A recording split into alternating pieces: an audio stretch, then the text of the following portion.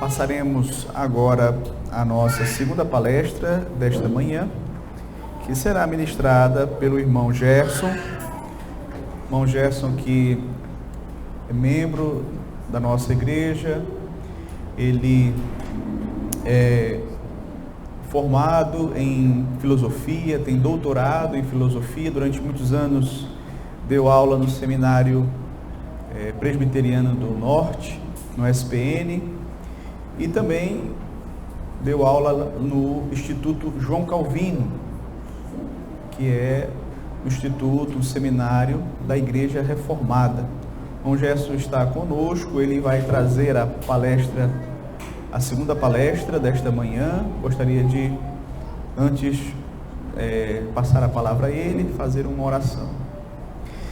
Senhor Deus, graças te damos, ó Pai, por tudo aquilo que o Senhor já tem nos ensinado até aqui. Obrigado, Senhor, por essas preciosidades que o Senhor tem nos concedido, essas verdades maravilhosas que tivemos a oportunidade de já aprender aqui nesta manhã com a palestra do pastor Isaías, fundamentada na tua palavra, nas tuas verdades, onde tivemos a oportunidade de aprender sobre a origem da família, que é o Senhor nosso Deus, o propósito da família, que é para a tua glória, que é para a procriação, para a comunhão, para que o teu nome seja glorificado, Senhor, nas nossas vidas. Ó Deus, obrigado por também aprendermos sobre a submissão mútua, como devemos ser submissos a Ti, sendo maridos que imitam a Cristo, e também as esposas como submissas ao Senhor, de maneira que também possam ser assim submissas ao seu próprio marido, como convém. E também a respeito dos filhos, concernente à obediência, à honra que eles devem prestar aos seus pais. Nesse momento, Senhor, queremos te rogar pelo irmão Gerson, ele que trará essa segunda palestra, que o Senhor possa abençoar o teu servo, direcioná-lo, Senhor, que o Senhor possa iluminar não apenas a ele, mas também a todos nós, de acordo com a exposição que será feita dos textos bíblicos. Guia o teu servo, que o Senhor também possa nos guiar a toda a verdade. Assim eu te peço nesta hora, em nome de Jesus. Amém. Prazer para ministrar aqui nesta manhã com os irmãos, participando deste primeiro encontro da Fé Reformada. Também conhecer alguns irmãos que já eram, de certa forma, já tínhamos ouvido falar, né, como o pastor Isaías, o presbítero Ivo. Então sejam muito bem-vindos, à família também do pastor Isaías e todos os irmãos aqui presentes. A nossa missão ou tarefa de hoje vai ser exatamente falar sobre o segundo tema, e tem como título Eu e a Minha Casa, aspectos pactuais da família da aliança. Na verdade, a gente, quando fala de teologia reformada, muita gente restringe a teologia reformada a basicamente dois tópicos, né? Pensando que toda teologia reformada só diz respeito a esses dois tópicos. O primeiro é o tópico da predestinação e o segundo é o tópico da eleição. Então, falar de teologia reformada para muita gente é simplesmente tratar de predestinação de um lado e eleição do outro. Mas, obviamente, que a teologia reformada não pode ser reduzida a isso, né? Nós somos herdeiros de uma teologia, nós presbiterianos, somos herdeiros de uma teologia muito consistente, muito robusta, e o fio condutor, vamos dizer assim, do entendimento dessa teologia, que eu estou chamando aqui de reformada, é uma doutrina que às vezes nós ignoramos essa doutrina. Quando digo nós agora reformados, né? Que é exatamente a doutrina do pacto, ou a doutrina da aliança. Então, toda a teologia reformada, ela é costurada por esta doutrina do pacto, doutrina da aliança. E eu quero exatamente nesta manhã fazer a seguinte proposição, né? Como é que a doutrina da aliança, do pacto, está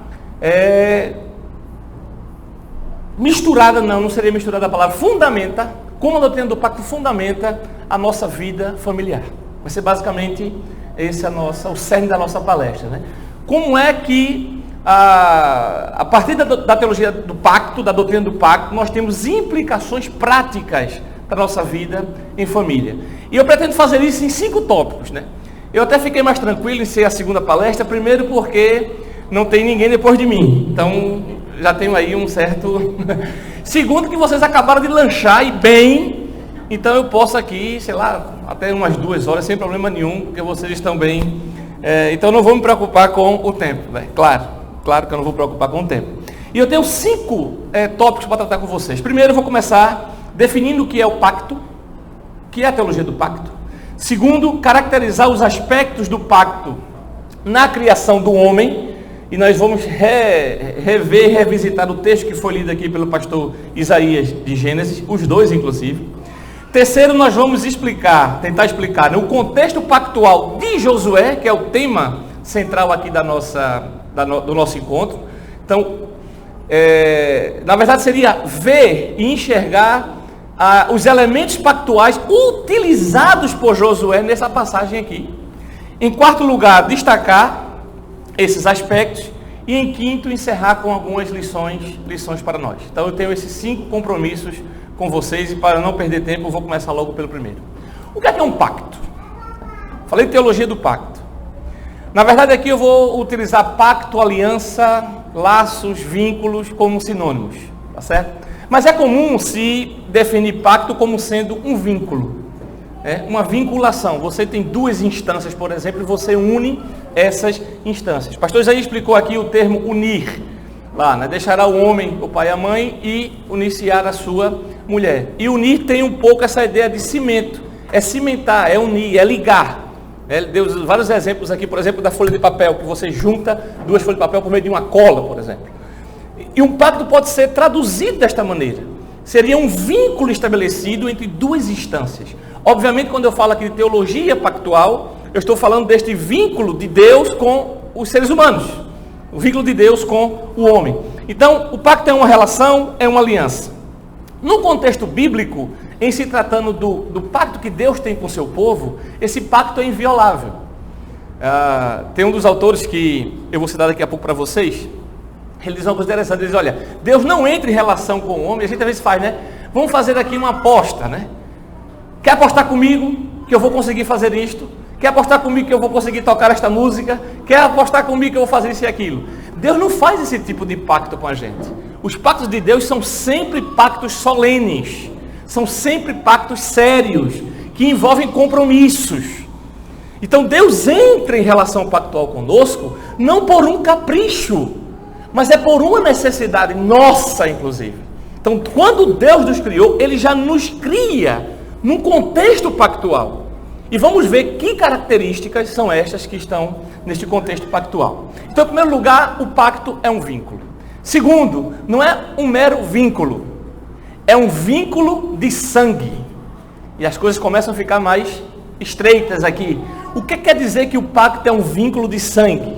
O pacto é um vínculo de sangue porque é um pacto de vida ou de morte. Como eu falei para vocês, Deus não brinca. Então, quando falamos de relação pactual, estamos falando de comunhão plena com Deus, portanto vida, e afastamento de Deus, portanto morte. Então, todo pacto divino, e vocês quando olharem, por exemplo, as Sagradas Escrituras, nós temos vários pactos ali ministrados. Na verdade, os nossos padrões confessionais destacam muito bem que Deus, de fato, rigorosamente falando, só fez apenas 2 pactos com nós, com todos os seres humanos. O primeiro é o pacto das obras e o segundo é o pacto da graça. Neste pacto da graça, por exemplo, nós temos várias manifestações, tanto no Antigo Testamento quanto no Novo Testamento. Por exemplo, Deus fez um pacto com Noé, Deus fez um pacto com Abraão, Deus fez um pacto com Moisés, na verdade com o povo de Israel por meio de Moisés. Deus fez um pacto com Davi, prometendo, por exemplo, a Davi a construção de uma casa. E Deus fez um pacto conosco em Cristo. Todos esses pactos aqui não são pactos diferentes, são manifestações diferentes de um mesmo pacto da graça que Deus tem conosco. E esse pacto da graça exige de nós compromissos pactuais. Esses compromissos pactuais são exatamente os ditames que são exigidos por Deus neste segunda cláusula que eu estou falando aqui, que é um pacto, é um vínculo de sangue. Então, portanto, diz respeito à nossa aproximação com Deus e o nosso distanciamento de Deus. Ou seja, diz respeito à nossa submissão e obediência, como foi falado aqui, à vontade de Deus, e o nosso distanciamento dessa vontade de Deus. Então o pacto é um vínculo de sangue, e tem uma terceira característica, que é um vínculo de sangue soberanamente administrado. Você não vai encontrar em nenhum lugar das Escrituras nós, seres humanos, fazendo um pacto com Deus. Você sempre vai encontrar Deus fazendo um pacto conosco.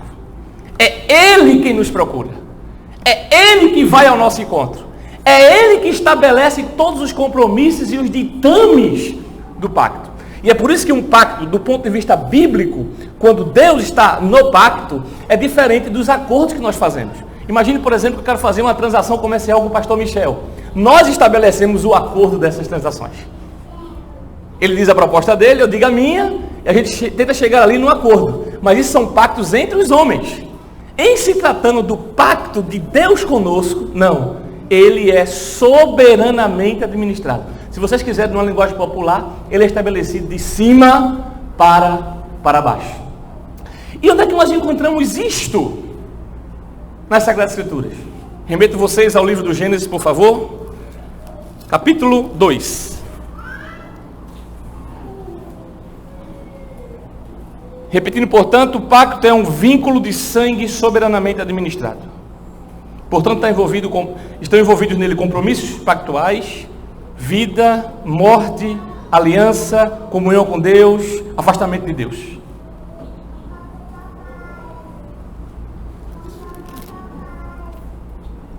Capítulo 1, eu disse 2, mas vamos voltar para o 1. Capítulo 1, versículo 27. Criou Deus, pois, o homem à sua imagem, e a imagem de Deus o criou, homem e mulher os criou. E Deus os abençoou e lhes disse, veja que a direção é Deus, homem. Deus lhes disse. Capítulo 2, versículo 7, que o pastor Isaías também leu. Então formou o Senhor Deus ao homem. Deus forma o homem. Capítulo 2, versículo 15. Tomou, pois, do Senhor Deus ao homem e o colocou no jardim para o cultivar e o guardar. Não foi Adão que escolheu ir para o jardim. Deus é que coloca o homem. Deus diz que vai criar, diz qual é o propósito, cria, pega, coloca, dá ordens, dá direções. Isto são os ditames da aliança. São os ditames do pacto. Então, o pacto de Deus com os homens é um pacto soberanamente administrado. Há um equívoco, e graças à ordem que foi dada aqui às palestras, eu vou me eximir de explicar esse ponto aqui, porque o pastor Isaías já explicou. Há um equívoco muito grande quando pensamos sobre a criação. Eu vou contar aqui um testemunho particular meu, né? Eu pensava, e cheguei a pensar mesmo isso na minha época de adolescente, que Deus tinha criado Adão e colocou Adão lá no Éden, e Adão estava lá vagabundando, dava vontade de ir no rio, tomava um banho, pison, aí voltava, Eva, minha filha, traga uma maçãzinha para a gente comer aqui. Eu pensava que era assim, mas não, isso é um equívoco pensar. O homem foi criado com propósito, nós escutamos aqui nesta manhã já. Então tem propósito na criação do homem, na ordem que foi criada, a mulher posteriormente, o vínculo e o laço que Deus estabeleceu no matrimônio. Então tudo aquilo foi divinamente projetado e programado. Então é equívoco nosso pensarmos que as coisas no Éden era banda voou, e que Adão fazia o que quisesse, e não foi assim. Vou dar um exemplo a vocês. Por exemplo, no capítulo 2, versículo 15, diz claramente que Deus tomou o homem que havia formado e o colocou no jardim. Não foi para ficar vagueando, não. Foi para cultivar o jardim. Foi para proteger o jardim. Foi para guardar o jardim. Então ao homem foram dadas responsabilidades pactuais. Então há um equívoco muito grande sobre a criação do homem. Adão não ficava vagabundando para cima e para baixo. Houve propósitos específicos. E Adão e Eva entra agora, puxando aqui o link para nosso tema sobre a família. A família Adão e Eva, ela está inserida dentro deste contexto pactual. Os nossos pais reformados, eles, para nos ajudar a compreender melhor isso aqui, eles falam de 3 dimensões deste pacto. 3 dimensões nesse pacto. E aí alguém, cadê o pessoal que recebeu aí minha apostila, né? Batizaram isso aqui de minha apostila, irmão, já viu? Todos receberam este, quem não tiver, Tiago está lá atrás com a folhinha para mostrar para vocês, tá certo? Basicamente o que eu falei até agora para vocês está resumido nisto aqui. Esta pequena folha, né? E eu fiz pequeno de propósito para vocês prestarem mais atenção. Tá entendendo? É artimanha e estratégia didática o nome disso, viu, gente? Estratégia didática, certo? Mas veja, eu não vou falar sobre isto agora. Eu quero apenas dizer para vocês que o que eu vou pontuar para vocês aqui em termos de dimensões do pacto, que os nossos pais reformaram chamaram de mandatos. Mandatos são ordens, são ordenanças, são exigências. Se vocês quiserem uma palavra mais forte, são mandamentos. Os nossos pais reformados entenderam pela Bíblia, vou mostrar para vocês daqui a pouco, que esse pacto que Deus fez conosco em Adão, no ato da criação, por exemplo, ele tem 3 dimensões. Essas dimensões ficaram conhecidas como mandato espiritual, mandato cultural e mandato social. Repito, são 3 esferas, 3 dimensões de um mesmo pacto, de uma mesma relação pactual. E nesta relação pactual nós temos 3 frentes, vamos dizer assim. Nós temos uma frente que foi chamada de mandato espiritual, nós temos uma frente que foi chamada de mandato cultural e temos uma frente que foi chamada de mandato social.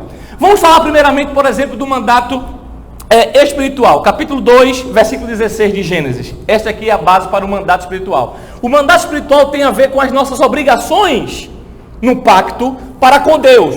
Se vocês quiserem, o nosso relacionamento pessoal para com Deus. Deus, quando criou o homem, ele chamou o homem à responsabilidade, para uma comunhão pessoal com ele, para uma comunhão pactual com ele, para uma comunhão aliancista com ele. E isso está exatamente em Gênesis capítulo 2, versículo 16. E o Senhor Deus deu ao homem esta ordem. Vocês poderiam traduzir tranquilamente essa palavra ordem aqui por mandato. Deu este mandato, deu esta ordem, deu esta direção. Qual é? De toda árvore do jardim comerás livremente, mas da árvore do conhecimento do bem e do mal não comerás, porque no dia em que dela comeres, certamente morrerás. Veja, o que é um pacto? O pacto é um vínculo de sangue. Certamente morrerás. Em obedecendo, você tem vida. Em desobedecendo, você tem morte. Isso diz a nossa ligação com Deus. E vocês sabem, né? Basta pular alguns versículos e vocês sabem já o que aconteceu no capítulo 3 de Gênesis, quando nossos primeiros pais se afastaram de Deus, não descumprindo, na verdade, esse ditame aqui do pacto. Ambos comeram do fruto e os seus olhos foram abertos e viram que estavam em pecado. Segundo, capítulo 1, versículo 27 e 28. Então, mandato espiritual, capítulo 2, versículo 16 e 17. Mandato cultural. E Deus os abençoou e lhes disse, versículo 28. Sede fecundos, multiplicai-vos e enchei a terra. Mas não para por aí. E sujeitai-a. Eu estava pensando esses dias, já viram quantas riquezas de detalhes? Capítulo 1 de Gênesis mostra como era a terra criada por Deus, e especificamente o jardim. No jardim havia ouro, pedras preciosas, minerais, rios, árvore de tudo que era fruto, tudo que era espécie, animais, para cima e para baixo. Eu estava conversando ontem com o pastor Isaías, eu não tinha, por exemplo, noção, né, da dimensão geográfica e cultural, por exemplo, do norte. Vivi minha vida toda lá no Nordeste. Mas quando a gente chega, por exemplo, para essas bandas de cá, como se diz, né, você vê a quantidade de frutas, a quantidade de animais, cada um às vezes mais esquisito que os outros. A pluralidade com que Deus criou as coisas, isso tudo tem no Jardim do Éden. Então estava diante de Adão rios, minerais, vegetais, animais. Adão tinha a obrigação pelo pacto de desvendar tudo aquilo, de conhecer tudo aquilo, de investigar tudo aquilo, de produzir cultura a partir daquilo. Aliás, basta vocês lerem 2, 3 capítulos para frente, capítulo 4, por exemplo, você vai encontrar os descendentes de Caim fazendo coisas extraordinárias. Fazendo, por exemplo, faca, instrumentos musicais. Hoje é muito fácil, a gente chega aqui na Domeste, lá na Kennedy, eu pede pela internet, chega um violão em casa, chega uma bateria em casa, Eles fizeram isto. Então eles tinham esse compromisso pactual de ir à natureza e dominar e sujeitar, como está aqui, de produzir cultura. Isso é um mandato cultural. E o trabalho está exatamente relacionado neste ponto do pacto. Então, o homem foi colocado no jardim para trabalhar, para guardar, para produzir cultura. Isso faz parte do mandato cultural. Então, o mandato espiritual da relação do homem com Deus, do mandato cultural da relação do homem com a natureza e do mandato social que tem a ver exatamente do homem no âmbito familiar. Abra comigo o capítulo 1, versículo 28, a primeira parte. E Deus os abençoou e lhes disse: sede fecundos, multiplicai-vos e enchei a terra. Isso faz parte do mandato social. Criação de sociedade, descendência, filhos. Capítulo 2. Deus institui o casamento para cumprir este propósito do mandato social. Então é no âmbito do casamento que nós cumprimos plenamente este mandato social. Então temos o mandato espiritual, nossa relação com Deus, o mandato social, nossa relação com a nossa família estendida ao próximo, e temos o mandato cultural, a nossa relação com a natureza. É interessante que nossos documentos confessionais, por exemplo, o Catecismo Maior de Westminster, na sua pergunta 20, ele resume brilhantemente aquilo que eu já gastei quase de 20 minutos para falar. Em um parágrafo, os teólogos de Westminster resumiram isso que eu vou dizer e eu vou ler para vocês agora. Qual foi a providência? Pergunta 20, Catecismo Maior. Qual foi a providência de Deus para com o homem no estado em que foi criado? Resposta: a providência de Deus para com o homem no estado em que foi criado foi o de colocá-lo no paraíso. Olha agora, para que ficasse lá pensando na morte da bezerra, não. Para que o cultivasse e guardasse. Gênesis capítulo 2, já vimos isto. Dando-lhe a liberdade de comer do fruto da terra. É interessante, né, como a coisa é dita nas escrituras, né? Deus começa pelo positivo quando vai estabelecer a nossa relação com Ele. Ele não diz assim: você não pode comer desta árvore. Ele diz: de todas as árvores você coma livremente. Que bênção! Ele não começa pela negativa. Ele diz: coma à vontade de todas. Desfrute. Agora desta você não coma. Nós, quando vamos falar disso, muitas vezes a gente inverte, né? Adão, Deus desproibiu. Foi assim que a serpente chegou para Eva, dizendo: foi assim que Deus disse, foi que você não comesse. Mas não foi isso que Deus disse. Deus disse: coma de todas as árvores, à vontade. Mas desta você não come. Então, dando-lhe a liberdade de comer do fruto da terra, o Senhor submeteu as criaturas ao seu domínio, capítulo 1, versículo 27, e sujeitai a terra, foi a ordem dada a eles, e instituiu o casamento para auxiliá-lo, aquilo que o pastor Isaías nos instruiu mais cedo. Propiciou-lhe a comunhão com ele em vida. Se comerdes, se não comerdes, tem vida. Se comerdes, morrerás. Na condição da obediência pessoal, perfeita e perpétua, da qual a árvore da vida era o testemunho, e o proibiu de comer da árvore do conhecimento do bem e do mal, sob pena de morte. No único parágrafo da nosso catecismo, nós temos o mandato espiritual, nossa comunhão com Deus, o mandato social, a nossa comunhão e relacionamento com o nosso próximo, sobretudo com a nossa família aqui no nosso contexto, e o mandato cultural, que é o nosso compromisso diante da natureza, vamos dizer assim, né? Diante da produção de cultura. E agora eu volto para o meu, todos aqui, por favor, a minha apostila. Aqui está um resumo, não é meu, obviamente, isso aqui é de um livro Criação e Consumação.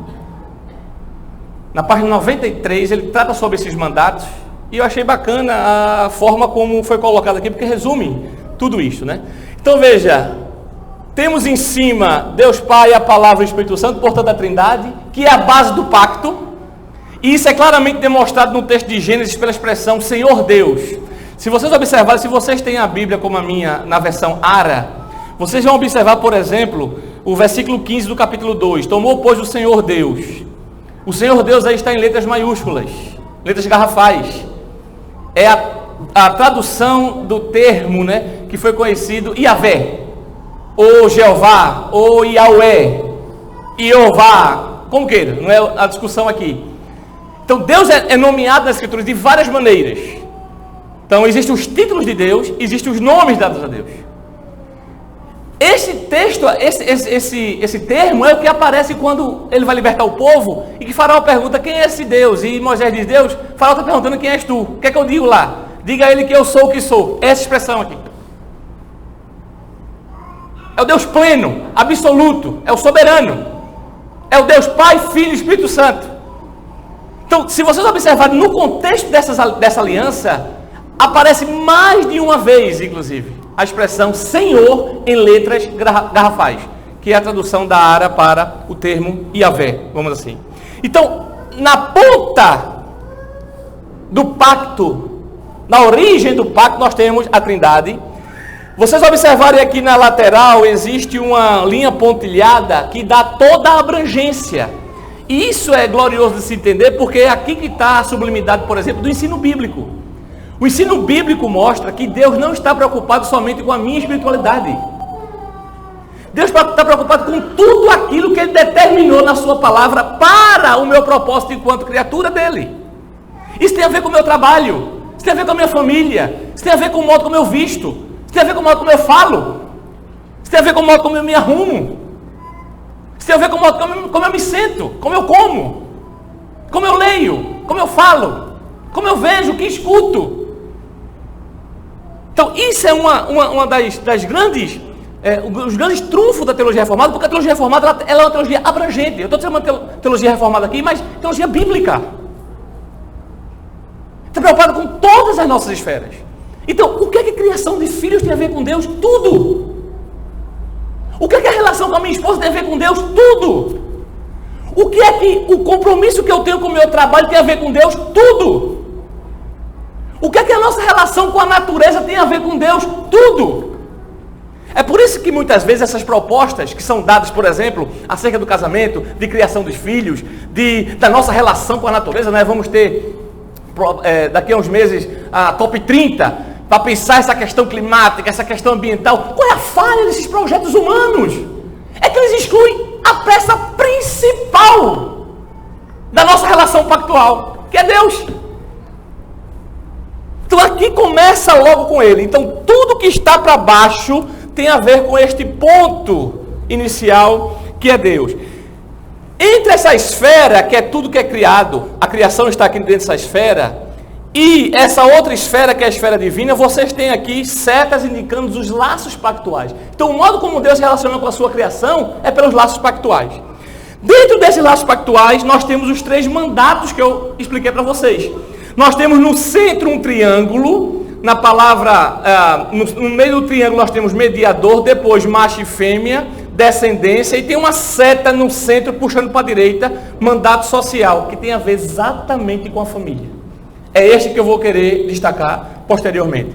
Para baixo nós temos, por exemplo, no círculo, como um todo, lado esquerdo, nós temos política, temos trabalho, temos comércio, abaixo temos artes, escola, trabalho, à direita nós temos indústria, nós temos tecnologia, nós temos recreação. Tudo isto tem a ver com o mandato cultural.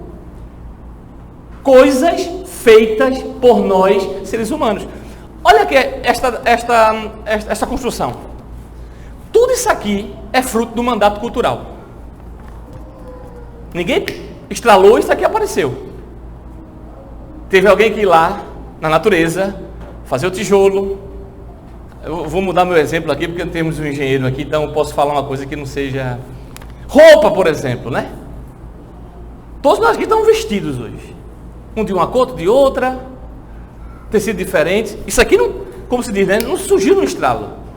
Isso aqui exigia um trabalho árduo de natureza, de recolher, de trabalhar, de tecer, de costurar, de desenhar, de projetar, de medir. Tudo isto faz parte deste mandato cultural. Indústrias estão envolvidas, tecnologias estão envolvidas. Então, isto é dado a nós no contexto pactual. Mas a criação dos nossos filhos, o relacionamento familiar, a constituição de família, também está no âmbito do nosso contrato pactual com Deus. E mais uma vez, soberanamente administrado. Então temos os laços pactuais, o mandato cultural, tudo que está ligado à cultura, à produção de cultura. O mandato social, que é justamente a nossa relação com a família e com a sociedade. E temos o mandato espiritual que está aqui em cima, com o nome de sábado, que é o descanso, que é o Shabat. Se nós estivéssemos numa sala de aula, com quadro, eu iria fazer uma enquete aqui com os irmãos, né? A pergunta seria esta: qual desses mandatos é o mais importante? Os três são importantes, obviamente, né? Mas existe aquele que, e claro, você já deve ter a resposta na mão, é exatamente o mandato espiritual. A nossa relação com Deus é o que vai fundamentar toda a nossa vivência no mandato social e no mandato cultural. O modo como eu me comporto enquanto, por exemplo, pai, enquanto esposo, enquanto irmão, enquanto membro da sociedade, e o modo como eu, por exemplo, trabalho, produzo cultura. Todos esses dois ambientes, eles estão submetidos ao modo como nós nos relacionamos com Deus. Prova disto, vire somente um capítulo, vamos ao capítulo 3 de Gênesis. O pastor Isaías leu aqui, capítulo 2, né? Quando Adão acordou do sono, viu a Eva. Vocês viram a alegria de Adão aqui, né? Esta sim é osso dos meus ossos, carne da minha carne, será chamada varoa, porque do varão aqui foi tomada. Esta sim, aqueles animais que passaram aqui por mim, nenhum deles chegou à altura de ser idôneo, não. Agora esta sim, maravilha.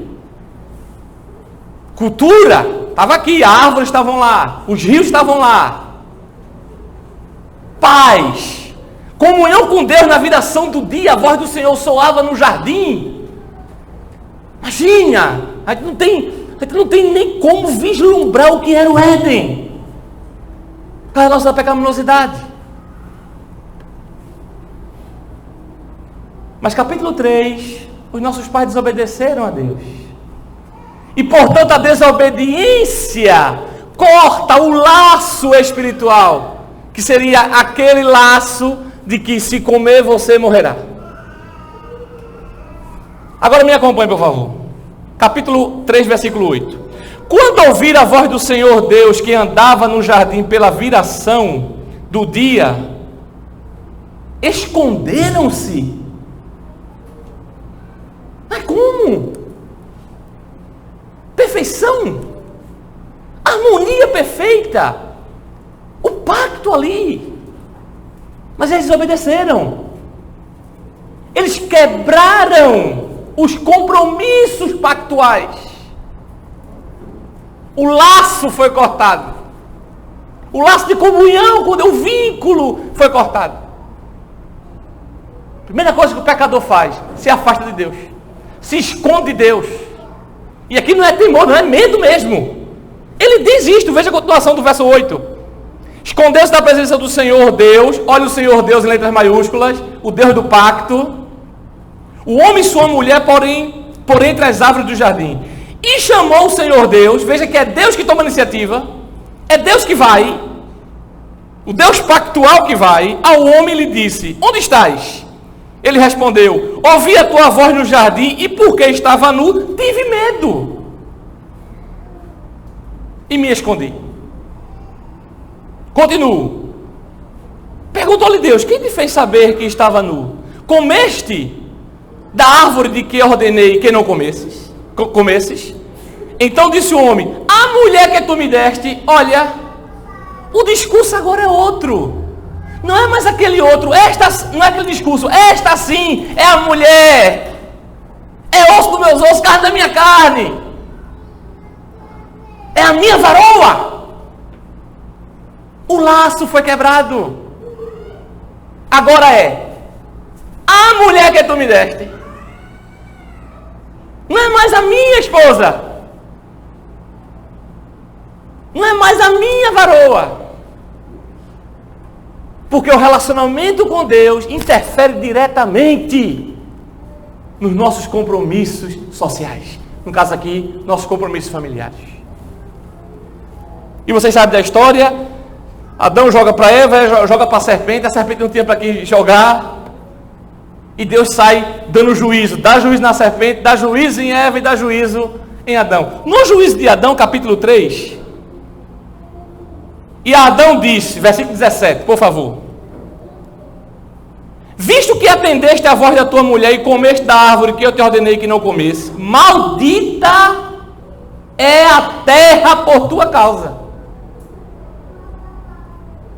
Voltando lá para o capítulo 1, o que é que disse lá Deus? Vocês vão crescer, frutificar e sujeitar a terra. O compromisso pactual inicial era de soberania do homem, de senhor. Na linguagem pactual é de mordomo sobre a criação. Agora a terra é maldita por causa do homem. Nossos compromissos pactuais com Deus interferem diretamente no modo como nós tratamos a nossa família e no modo como nós cumprimos o mandato cultural.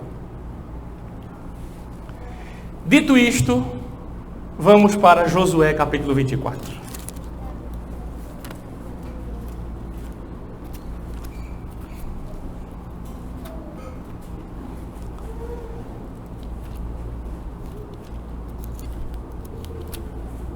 Aliás, eu não posso deixar de falar isso que eu vou falar agora não.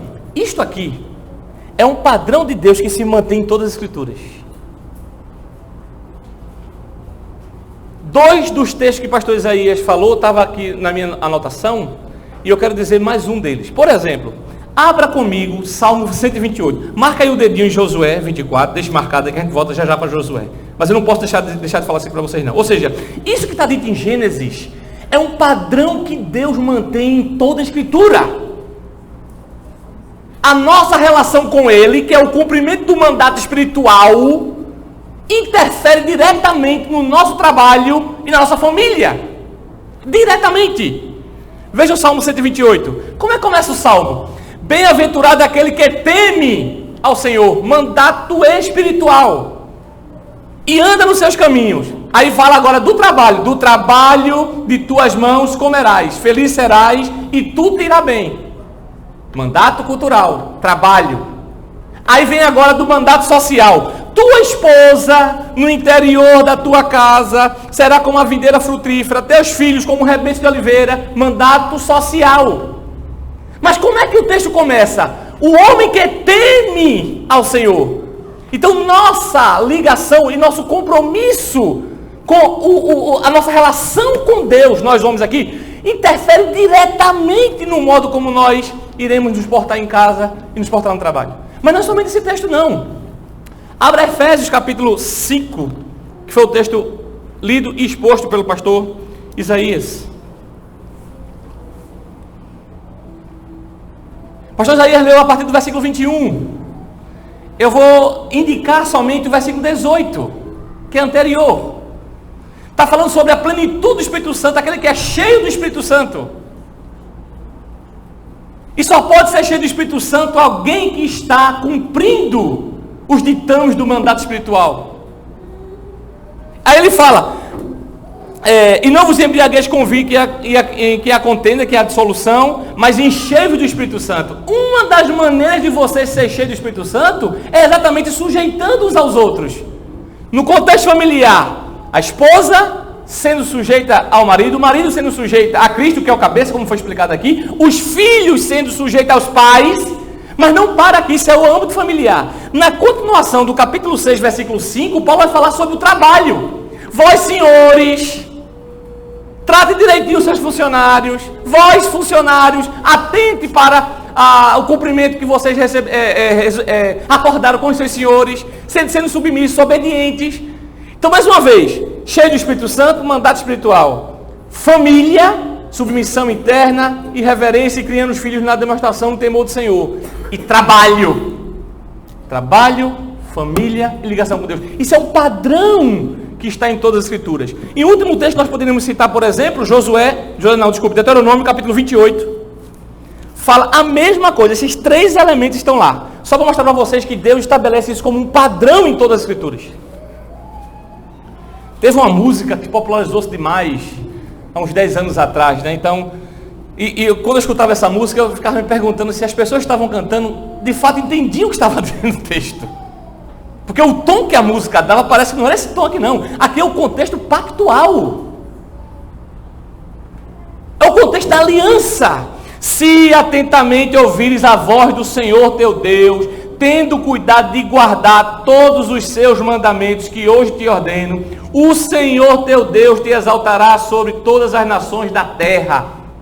Mandato cultural, mandato espiritual. Obedeça à voz de Deus. Versículo 2.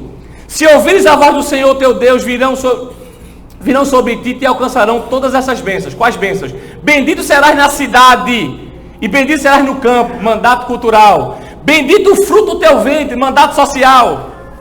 E o texto continua, falando de casa, trabalho, casa, trabalho, casa, trabalho. Mas qual é a matriz? Se atentamente ouvires a voz de Deus.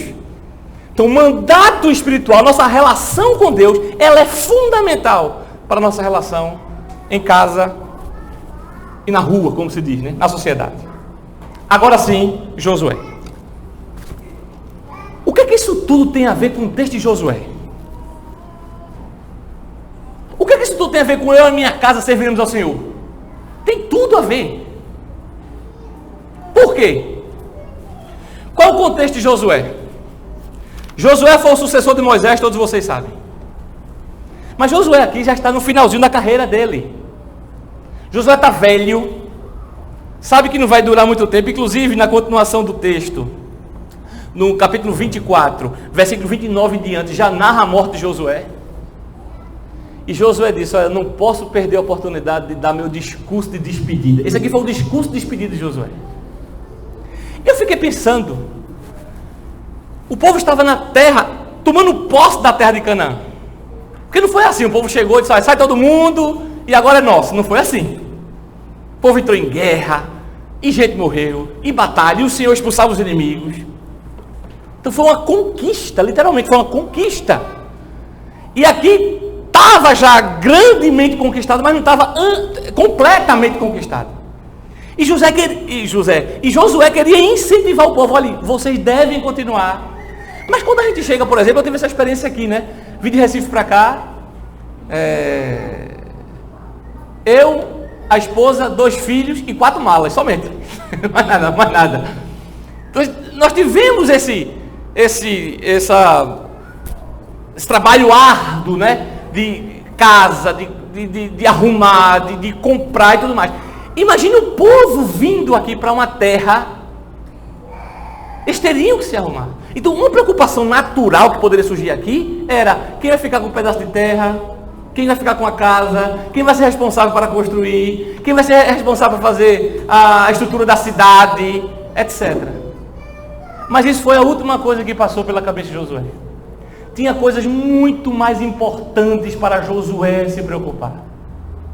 E exatamente este, o cerne do discurso de Josué. Perceba que Josué aqui não fala sobre empreendimento de construção, não fala sobre quem vai ficar aonde, quem vai tomar posse da onde, quem vai ficar com a melhor terra, quem vai ficar com a terra produtiva. Não é isso a discussão. Porque tudo isso em relação ao pacto é secundário. São coisas importantes, são coisas importantes. São coisas necessárias, são coisas necessárias. São coisas que nós devemos fazer, são coisas que nós devemos fazer. Mas existem coisas muito mais importantes do que isto. E é exatamente nessas coisas importantes que Josué chama a nossa atenção. Josué, portanto, se volta para o mandato espiritual. Basicamente, em resumo, Josué está dizendo assim: se vocês não tiverem plena comunhão com Deus, nada, absolutamente nada do que vocês fizerem aqui vai ter relevância ou peso. Veja o versículo 1. Depois reuniu Josué todas as tribos de Israel em Siquém e chamou os anciãos de Israel, os seus cabeças, os seus juízes e os seus oficiais. Nas minhas aplicações eu vou chamar a atenção para isto. Eu vou basicamente direcionar minhas lições aqui para os homens aqui presentes. Hoje eu ouvi falar da gente, mas as mulheres também podem aprender, as crianças também podem aprender. Mas veja, Josué chama os cabeças. Liderança, irmãos, é um aspecto pactual. Por isso que o mundo não entende. Por isso que as feministas não entendem. Por isso que os céticos, ateus, os agnósticos não entendem. Como é que alguém vai ser submissa a outro e tal? Aí pensa logo naquela questão da escravidão, porque ele não tem essa dimensão pactual. Pacto exige liderança. Pacto exige hierarquia. Pacto exige papéis, funções, tarefas, compromissos. O mundo não entende isto. Mas este é o projeto de Deus. Este é o plano de Deus. Nós fomos feitos para isto. Então ele chama os cabeças. Não dá tempo aqui, não é uma exposição do texto, aí fica para um outro momento. Josué pega desde lá da origem, dizendo: veja de onde vocês vieram. Vocês eram pagãos, idólatras. O pai de vocês, nosso pai daqui é Abraão, adorava sol, lua, estrela. Mas eu tomei vocês pela mão, fiz de vocês meu povo, dei a vocês a minha lei, o meu estatuto, a minha vontade. E vocês estão agora fazendo isto. Porque o povo tinha acabado de sair do Egito. A gente pensa que o povo saiu do Egito e deixou tudo lá atrás. Não. A gente levou estátua de Deus embaixo dentro da mala. A gente levou Deus no coração, que é pior ainda. E quando chegou na terra dos amorreus, começou a se encantar com os deuses dos amorreus. Estou falando do povo de Deus. São os ídolos que Josué fala aqui.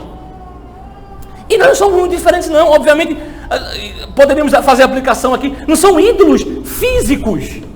Mas nossa geração está cheia de ídolos. Colocando na mente das nossas crianças. Casamento não importa. Que filho não importa. Popularizando o aborto. São ídolos. Moloque está sendo adorado.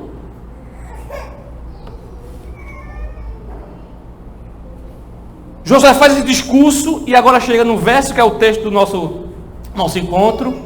Agora, pois, diante disto, Josué não fala nada a respeito do mandato social, diretamente do mandato cultural. A questão de Josué aqui é com o mandato espiritual, que é o fundamento de tudo. Temei ao Senhor e servi-o com integridade e com fidelidade. Deitai fora os deuses aos quais serviram vossos pais da além do Eufrates e no Egito, e servir ao Senhor. Porém, se vos parece mal servir ao Senhor, eu fico imaginando Josué, um líder do povo de Deus, sucessor de Moisés, dizendo isso para o povo da aliança. Um povo da aliança que tinha caminhado 40 anos no deserto, visto tudo que era de milagre na vida. E Josué chega e diz: se vos parece mal servir a Deus, esse Deus que tirou vocês de lá, então escolham quem vocês querem seguir. Imagine a dor desse pastor aqui, dizer para suas ovelhas: vocês acham que é mal servir a Deus? Vocês preferem servir esses deuses pagãos? Uma coisa é certa: se vocês quiserem servir, é com vocês. Porque, embora o relacionamento seja pactual, mas existe uma dimensão pessoal aí. Lembre-se, está falando para os líderes das casas, das tribos. eu e a minha casa nós serviremos ao Senhor. Veja, primeiro papel, aspecto pactual aqui, é o aspecto relacional. Ele não diz, eu servirei ao Senhor. Ele não diz, eu servirei ao Senhor. Ele diz, eu e a minha casa. Aqueles que estão debaixo do meu teto vão servir a Deus. Que ele poderia muito bem, olha, eu vou servir ao Senhor, não sei lá em casa como é que vai ser. Não é isso que Josué diz. Por quê? Porque a compreensão pactual requer esse aspecto do relacionamento. Segundo lugar, a liderança. Eu e a minha casa serviremos. O aspecto relacional é eu e a minha casa. Mas eu e a minha casa serviremos ao Senhor. Terceiro aspecto, liderança. Primeiro, relacionamento. Eu e minha casa. Liderança, eu e minha casa nós serviremos. Ele decidiu. Debaixo do meu teto aqui todos vão servir. Piedade pactual. Em que sentido vão servir? Capítulo 14, versículo 14, exatamente isso. Em dois momentos. Temei ao Senhor e serviu ao Senhor. E servir a Deus. O serviço, o temor e o serviço são dois termos, inclusive, que estão intimamente ligados nas Escrituras Sagradas. Falar de temor é falar de serviço é falar de temor. E tanto o serviço como o temor estão dentro do relacionamento pactual.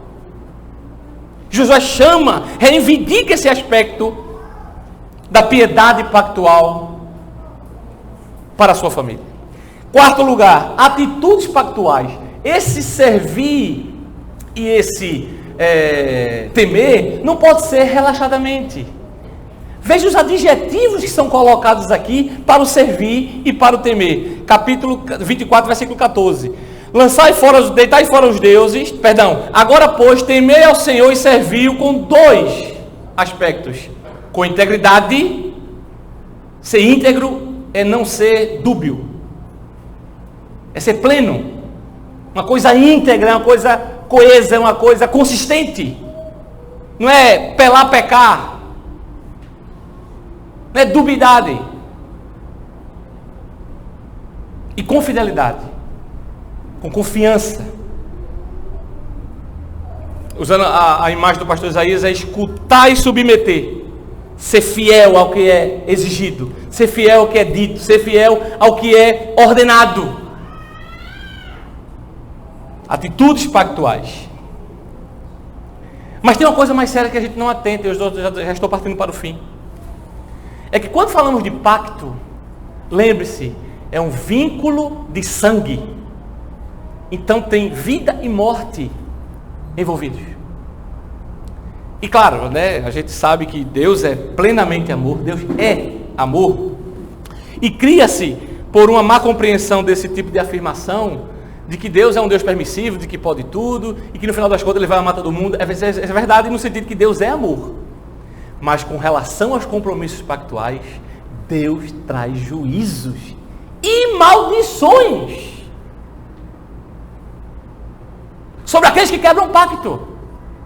Vocês viram lá em Adão, maldita é a terra. Por que a terra é maldita? Por que foi lançada uma maldição sobre a terra? Porque Adão incumpriu o mandato.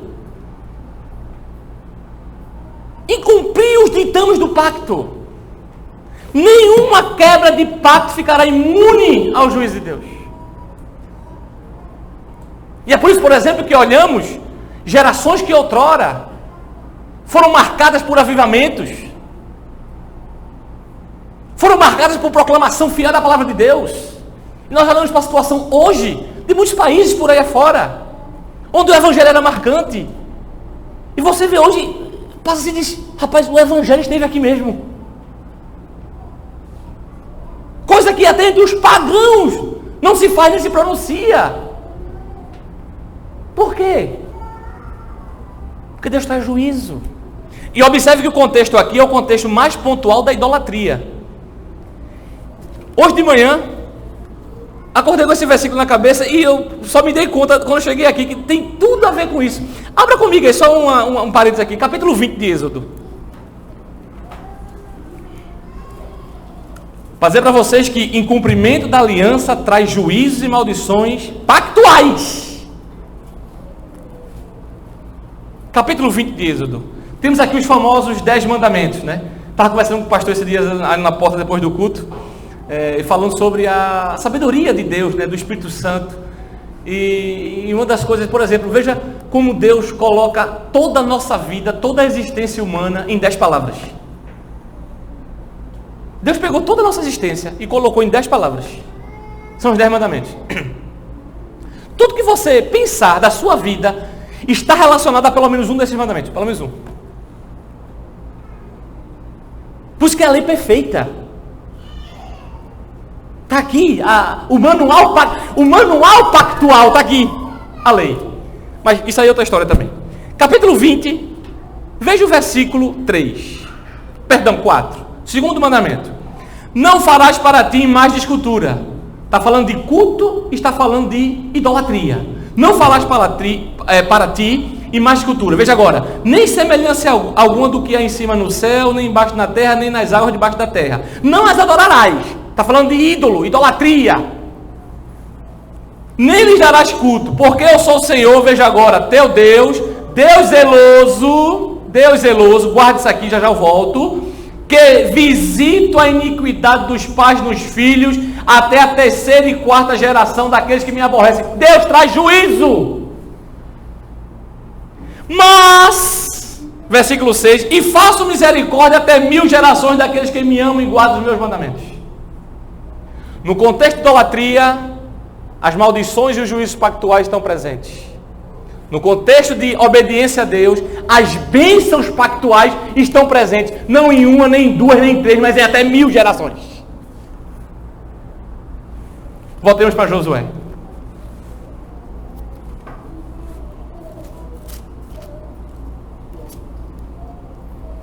Quando nós olhamos para o contexto posterior ao texto referência da nosso encontro, o povo diz lá: não, nós iremos obedecer a Deus. Não é para obedecer a Deus, nós vamos. Quem é louco aqui de escolher outros deuses? Gente, Josué era um profeta de Deus. Ele leu o cenário. O povo não estava dizendo aquilo com integridade e com fidelidade, como ele exigiu. Como Deus exigiu. Porque se vocês observarem no versículo 2, é o Senhor que fala pela boca de Josué. Nós estamos dizendo aqui, palavra de Josué, palavra de Josué, palavra de Josué, mas no fundo e ao cabo, isso aqui tudo é a palavra de Deus. Não é a palavra de Josué, não. Josué é um instrumento apenas. Então quando dizemos Moisés disse, Paulo disse, Isaías disse, Pedro disse, é Deus dizendo pela boca deles. Deus dá ao povo: vocês devem temer a mim e me servir com integridade e com fidelidade. Josué fala: independente do que vocês disserem, eu e a minha casa, como um verdadeiro líder, com relacionamento pactual, com atitudes pactuais, com compromissos pactuais, nós iremos servir a Deus. Aí o povo: não. Acompanhe comigo, versículo 16. Então respondeu o povo e disse: longe de nós o abandonarmos o Senhor para servirmos a outros deuses. Longe de nós. No Nordeste nós diríamos: tu tá doido, é? Quem é maluco de deixar o Senhor? Não. Vira a página. Versículo 19. Então Josué disse ao povo: não podereis servir ao Senhor. O povo acabou de dizer que ia servir. Nós vamos servir, Josué. Que coisa boa. Isso mesmo, esse homem está certo.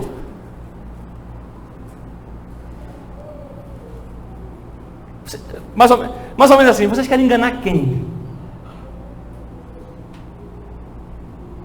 Compromisso pactual não é faz de conta. E é por isso, por exemplo, lamentável encontrarmos pessoas, muitas vezes vivendo no Evangelho, mas não atentas para esta realidade aqui.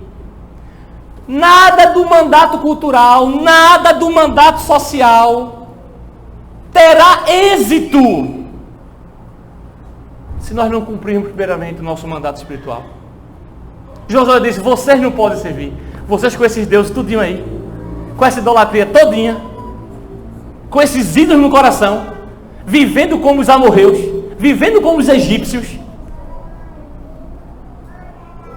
vocês não podem servir. Continua no versículo 19.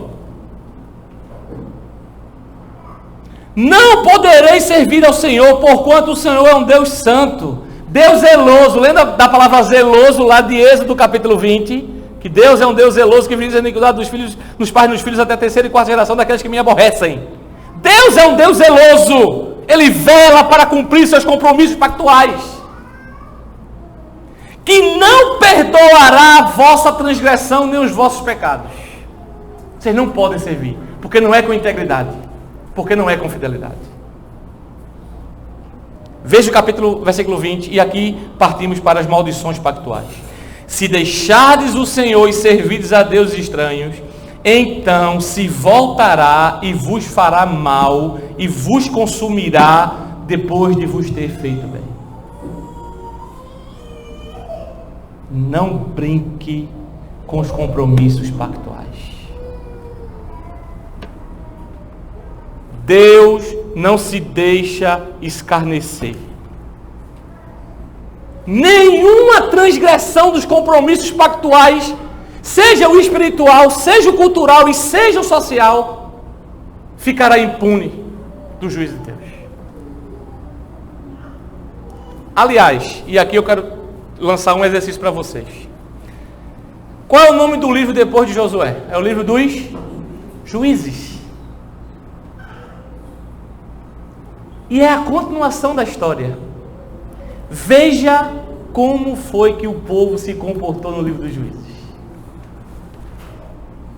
Cada um fazia o que dava no coração, ninguém tinha mais Deus como referência, ninguém tinha mais líder. Deus aqui, acolá, que levantava um juiz, um Sansão da vida, um Jefté da vida, um Gideão da vida para libertar o povo, mas o povo ficou sob subjugação das nações.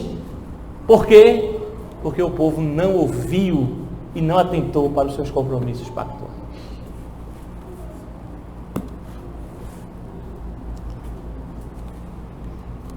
Bem, vocês não pensavam que eu ia levar vocês até 2 horas da tarde, né? Eu espero que não. Já estou no final. Lições para nós. E eu quero me dirigir especificamente aqui aos homens desta igreja. Perdão, aos homens que aqui estão. Pastor Michel tem ensinado a gente, domingo após domingo aqui, a grandiosidade da palavra de Deus e que ela é aplicável para muitas coisas da nossa vida. Isso é verdade. E poderíamos aplicar aqui, tem lições para a esposa, tem lições para os filhos, mas eu quero concentrar as minhas aplicações nesta manhã para os homens que aqui estão. Em primeiro lugar, você é chamado por Deus, é um compromisso pactual de Deus com você, para ser a liderança do seu lar. Isso não é uma opção, isso não é uma sugestão, isso não é um posso ou não posso. Não terceirize o seu exercício de liderança. Interessante é que o texto de Gênesis ensina isso a gente. A Bíblia fala que Eva foi enganada pela serpente, mas Adão não foi enganado. Diz o texto. Quando Deus vai tratar, na linguagem humana a gente jogaria logo para quem foi que iniciou esse negócio aí. Foi tu, então tu vai ser escutado primeiro. Deus vai com os compromissos pactuais.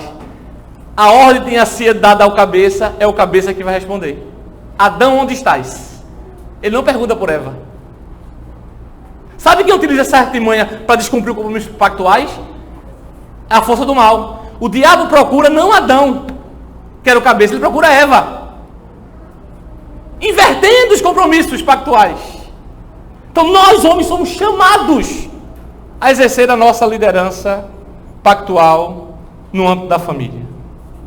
Segundo, você, homem aqui presente, você é chamado para promover a piedade dentro do seu lar. Isso é sério, porque muitas vezes nós pensamos que as coisas estão tudo normais, mas falta a nossa iniciativa e a nossa atividade de promoção da piedade dentro do nosso lar.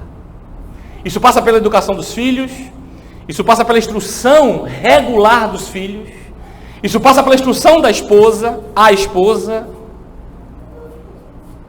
Isso passa pela manifestação de atitudes piedosas. O pastor Zé falou, por exemplo, muitas vezes, olha, se alguém ligar e dizer que pai não está. Como assim? Liderança no culto doméstico.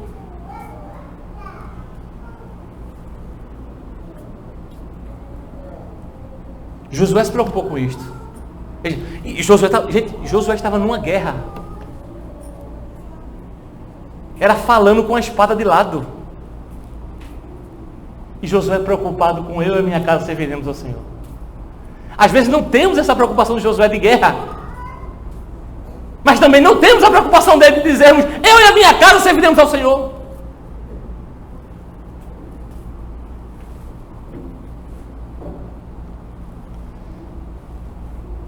Homens aqui presentes, saibam que Deus naquele grande dia vai perguntar pela sua família no grande trono.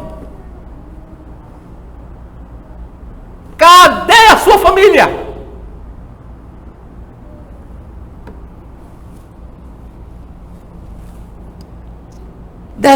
Nós pais, devemos expulsar os ídolos dos nossos lares. Ídolos que às vezes entram sorrateiramente. Um desenho animado inocente, numa literatura infantil, algo que a meninada escuta nas escolas, e nós como representantes pactuais deles diante de Deus, temos a obrigação, não é uma sugestão, não é uma obrigação, é um dever pactual, de expurgar esses ídolos,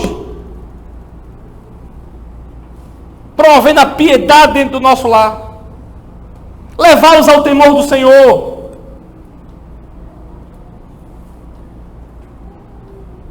Encham o coração de seus filhos de teologia pactual.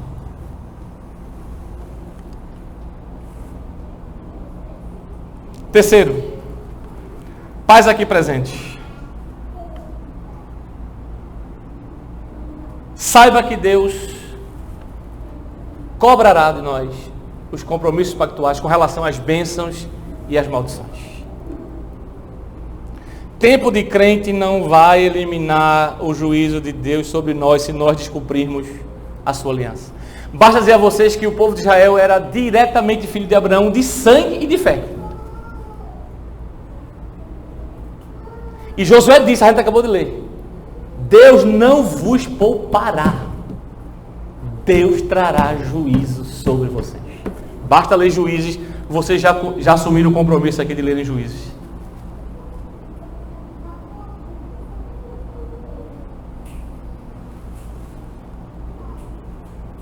Você está ciente disso? Porque às vezes a gente escuta as coisas, a gente não fica... Você está ciente disso? Que a bênção de Deus sobre a sua família passa por você. Do seu temor diante de Deus.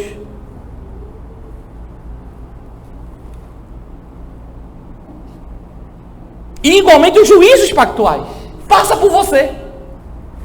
Aliás, se vocês voltarem no livro de Josué, no capítulo 6, nós tivemos o episódio 7, nós tivemos o episódio de Acã, que foi um homem que desobedeceu uma ordem de Deus por ter escondido uma capa babilônica, que Deus disse, deixe lá tudo, não traga nada. Ele viu a capa bonita, eu acho que cobiçou alguma coisa e escondeu a capa. Deus trouxe juízo sobre a nação de Israel. E sabe qual foi o fim de Acã? Ele, a esposa e os filhos, todos apedrejados e queimados em praça pública. Por causa de uma atitude. Isso é um absurdo. O pessoal vai dizer, não, como é que pode? Porque não entende o relacionamento pactual.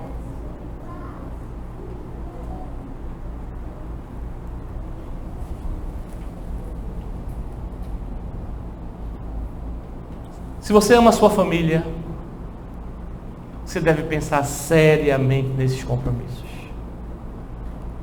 Estou falando sério, vou repetir. Se você ama a sua família mais do que seu emprego, mais do que seu status, mais do que seus bens, mais do que seu conforto, se você ama a sua família, atente diligentemente para esses compromissos pactuais.